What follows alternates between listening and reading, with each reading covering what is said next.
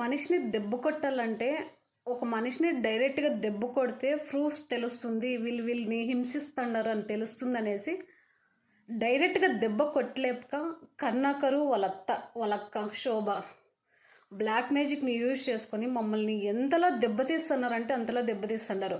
ఈరోజు నేను వాళ్ళని ఓపెన్గా అడుగుతున్నాను. ఎక్కడెక్కడో నేను వాళ్ళకి మెసేజ్లు చేశాను, ఫోన్ చేశాను, వాట్సాప్లో మెసేజ్ చేశాను, రెస్పాండ్ లేదు, బ్లాక్ చేసేస్తున్నారు. ఎందుకంటే వాళ్ళు చేస్తున్నారు, వాళ్ళు చేసిన ప్రూఫ్లు కూడా మాకు ఉన్నాయి. ఆమె మ్యారేజ్ అయిన ఫస్ట్ నెలలోనే ఏం చేసిందో నాకు తెలుసు. ఆ రోజు ఏ రోజు ఏమి అనేది కూడా తిథి అన్నీ కూడా కొన్ని గుర్తున్నాయి నాకైతే. అవన్నీ నేను అడిగేసరికి దీనికి ప్రతి ఒక్కటి గుర్తున్నాయి అని చెప్పేసి ఎన్నోసార్లు అనింది. ఇప్పుడు వాళ్ళు ఏం చేయలేక లాస్ట్లో మాకు నల్లబట్టలు ఇచ్చి దాంట్లో చెడుపు చేసి కర్ణాకరు మంజుల వాళ్ళ గృహప్రవేశానికి వచ్చి నల్లబట్టలు ఇచ్చి మాకు చెడుపు చేసి ఇచ్చారు.